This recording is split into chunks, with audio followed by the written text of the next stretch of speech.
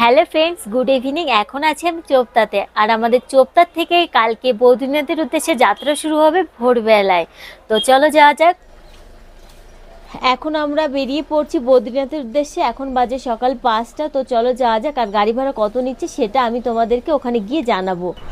তোমরা ভিডিওটিতে পাহাড়ের গায়ে যে প্রাণীগুলো দেখতে পাচ্ছ সেগুলি আসলে পাহাড়ি ছাগল, আর এগুলো শুধুমাত্র পাহাড়েই দেখা যায়।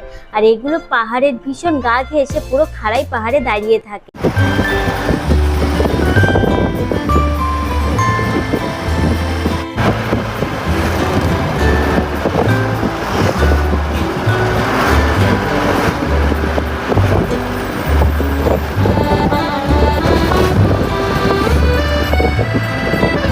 তো ফাইনালি আমরা পৌঁছে গেছি বদ্রীনাথ। আমরা চোপতা থেকে রওনা দিয়েছিলাম ভোর 5টায়, আর এখানে আসতে আমাদের বেজেছে 2টো। তো বদ্রীনাথ এসে সত্যি ভীষণ ভালো লাগছে, জায়গাটা ভীষণই ভালো। আর আমার পেছনে দেখতে পাচ্ছ এটাই হচ্ছে বাস স্ট্যান্ড, আর এখান থেকে তোমরা বিভিন্ন জায়গায় যাওয়ার জন্য বাস পেয়ে যাবে। আর এখান থেকে মন্দির 1 কিলোমিটার দূরে।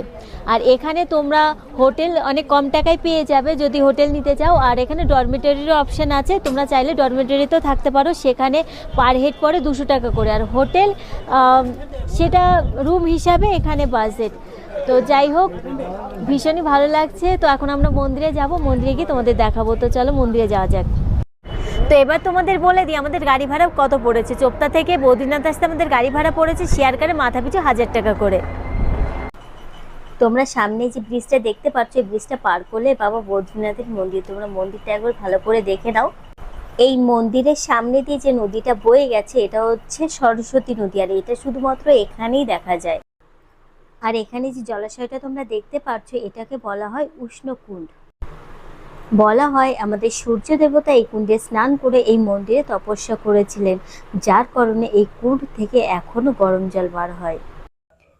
এই কুণ্ডের সব থেকে আশ্চর্য জিনিস এটাই যে এখানকার জলের তাপমাত্রা 70 থেকে 80 ডিগ্রি সেলসিয়াস। কিন্তু কোনো মানুষ যখন এই জলে স্নান করতে নামে তখন তার বডি টেম্পারেচারের সঙ্গে এই জলের তাপমাত্রা অ্যাডজাস্ট হয়ে যায়। এটাই এখানকার সব থেকে আশ্চর্য জিনিস। এই যে কড়াইতে জাল হচ্ছে যেটা দেখতে পাচ্ছ তোমরা, এটাকে বলা হয় কেসার দুধ। আর এটা এখানকার বলতে পারো সব থেকে ফেমাস খাবারের মধ্যে একটা। এটা তৈরি করা হয় পিওর দুধ ও কেসার দিয়ে, আর এটার টেস্টটাও ছিল দারুণ। মন্দিরের চারিপাশটা উঁচু উঁচু পাহাড়ে ঘেরা, সামনে দিয়ে বয়ে যাওয়া নদী, এটাই যেন মন্দিরের সৌন্দর্যটা অনেকটাই বাড়িয়ে দেয়। ভীষণই সুন্দর একটা পরিবেশ, এটা মুখে বলে বোঝানো যাবে না। যাই হোক, আমার ভীষণ ভালো লাগছে। তো যারা বদ্রীনাথ আসতে চাচ্ছ চলে আসো। জয় নারায়ণজি।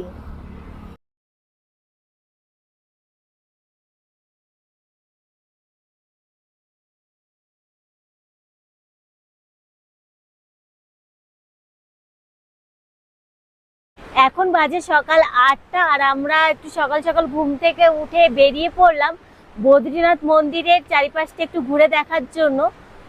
সত্যি ভীষণ ভালো লাগছে। মানে এই ওপরগুলোতে দেখতে পাচ্ছ এখানে সারা বছরই বরফটা জমে থাকে, বরফ পড়ে থাকে। আর জানুয়ারি ফেব্রুয়ারি মাসে নিচে দিয়েও বরফ থাকে, কিন্তু এখন সেটা গলে গেছে, এখন সেটা নেই। যাই হোক, এই যে যে সবুজে ভরা প্রাকৃতিক সৌন্দর্য, এটাও ভীষণই সুন্দর লাগছে, ভীষণ ভালো লাগছে। চলো এই পরিবেশটা তোমাদের একবার ভালো করে ঘুরে দেখাই।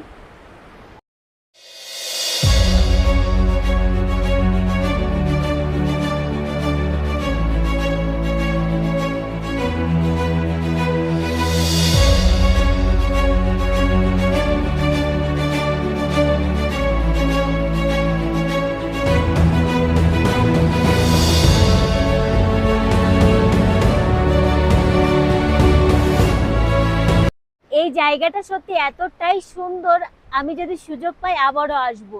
আর এই জায়গার একটা পজিটিভ পয়েন্ট মানে এখানকার আসার, মানে এখানে যদি ভীষণ থেকে ভীষণ বয়স্ক মানুষরা এখানে আসতে পারবে, কারণ একেবারে হরিদ্বার থেকে খুব সহজেই গাড়ি ধরে এখানে পৌঁছানো যায়। আর এখানে কোনো ট্রেক করা লাগে না।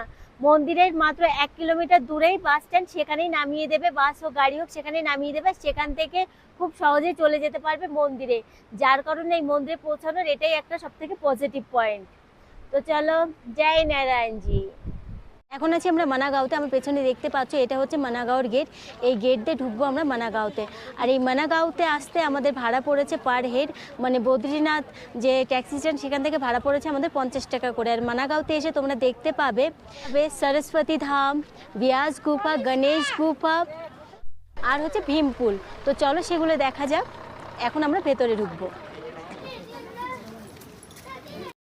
আমার পেছনে যে গেটটা দেখতে পাচ্ছ এই গেট দিয়ে উঠে গেলে তোমরা দেখতে পাবে গণেশ গুফা আর ভিয়াস গুফা। আর আমার পেছনে এই রাস্তাটা দেখতে পাচ্ছ, এই রাস্তা দিয়ে চলে যাবে সরস্বতী ধাম আর কেশ ধাম। আগে আমরা সবার প্রথমে চলে যাব সরস্বতী ধাম। তো চলে যাওয়া যাক। সোজা এই রাস্তা ধরে চলে যাবে হচ্ছে সরস্বতী ধাম। এখন আমরা চলে যাচ্ছি সরস্বতী ধাম, কেশব প্রয়াগ আর ভীমপুলের দিকে। এই রাস্তা সোজা ওই 3টে জায়গায় গিয়ে মিলবে, আর সেই 3টে জায়গা আমরা দর্শন করব। আমার পেছনে যে মন্দিরটা তোমরা দেখতে পাচ্ছ এটাই হচ্ছে সরস্বতী ধাম। আর এই যে জলটা পড়ছে যে গুফা থেকে, এটা হচ্ছে সরস্বতী নদীর উৎস। চলো এই জায়গাটা তোমাদের একবার ভালো করে ঘুরে দেখিয়ে দিই।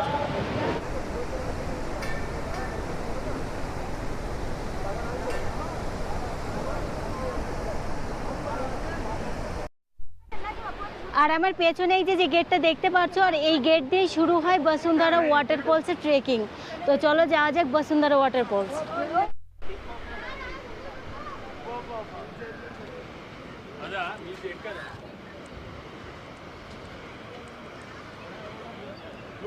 এই যে আমার পেছনে যে মূর্তিগুলো তোমরা দেখতে পাচ্ছ এটা হচ্ছে দ্রৌপদী সহ তার 5 স্বামী মানে পঞ্চ পাণ্ডবের মূর্তি।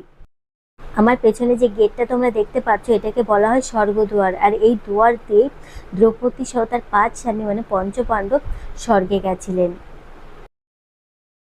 এই দেখতে পাচ্ছ আমার পেছনে যে রাস্তাটা, এটাই হচ্ছে বসুন্ধরা ওয়াটারফলসের রাস্তা। আর এই রাস্তা ধরে আমরা চলে যাব বসুন্ধরা ওয়াটারফলস। খুব সম্ভবত এখন আমরা 1 কিলোমিটার পর্যন্ত ট্রেক করেছি, এখনো বাকি আছে আমাদের 4 কিলোমিটার। তো যাই হোক, যেতে তো হবেই। আমার পেছনে যে মন্দিরটা দেখতে পাচ্ছ এটাই হচ্ছে কেশব প্রয়াগের মন্দির। কিন্তু এখন আমরা মন্দিরে যাব না, কারণ এখন যদি মন্দিরে যেতে চাই তাহলে আমাদের বসুন্ধরা ওয়াটারফলসে যেতে অনেকটাই দেরি হয়ে যাবে, কারণ ওটার রাস্তা এখনও অনেকটাই বাকি। তো চলো আগে ওখানে যাওয়া যাক। এখন আছি আমরা মানাগাঁওতে। আর মানাগাঁওটা হচ্ছে ভারতের প্রথম গ্রাম। আর এখান থেকে বসুন্ধরা ওয়াটারফলস 5 কিলোমিটার ট্রেকিং। তো দেখে নাও তোমরা এই মানাগাঁওটা, সত্যি ভীষণ সুন্দর।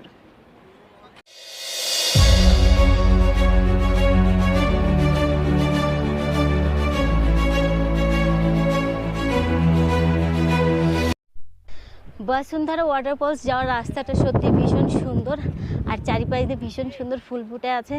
চলো তোমাদের একবার দেখাই। এই দেখো কি সুন্দর ফুলগুলো, ভীষণই সুন্দর লাগছে।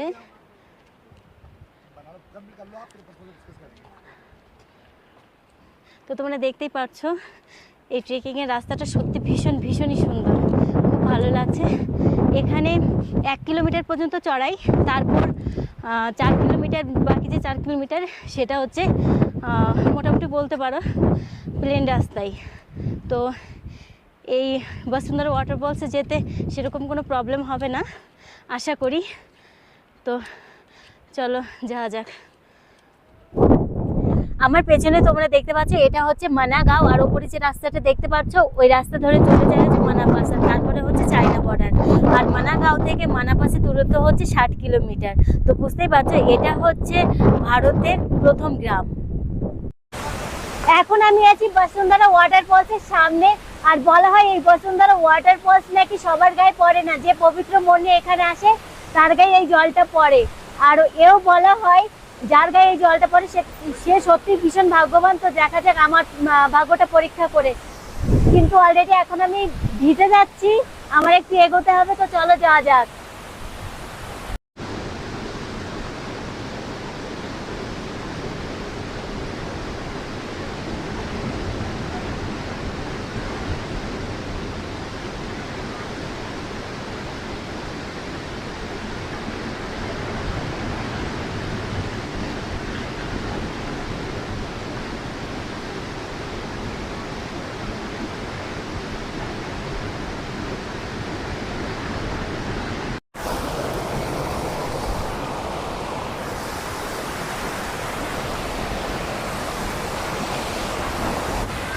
বসুন্ধরা ওয়াটারফলসের কাছে গিয়ে এখন আমার স্নান করা সম্ভব না, কারণ এখন আমি প্রচন্ড ভারী জামা কাপড় পরে আছি, মানে শীতের জামা কাপড় পরে আছি।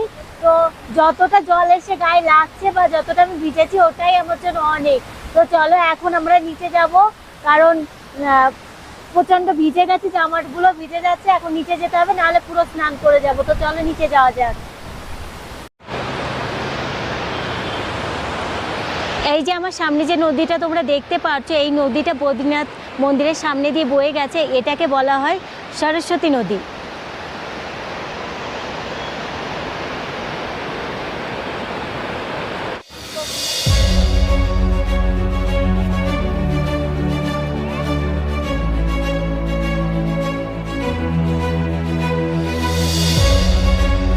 আমি আমার বদ্রীনাথের ভিডিওটা এখানেই শেষ করছি। আমার বদ্রীনাথের ভিডিওটা তোমাদের কেমন লাগলো কমেন্টে জানাবে, আর যদি ভালো লেগে থাকে তাহলে একটা লাইক করে দেবে, আর আমার চ্যানেলটিকে সাবস্ক্রাইব করে পাশে থেকে বেল আইকনটিকে প্রেস করে দেবে, যাতে করে আমার ছেড়ে নতুন জায়গার নিউ আপডেটেড ইনফরমেশন ভিডিও সবার আগে তোমরাই দেখতে পাও। তাহলে চলো বাই, সবাই খুব ভালো থাকবে। জয় নারায়ণজি।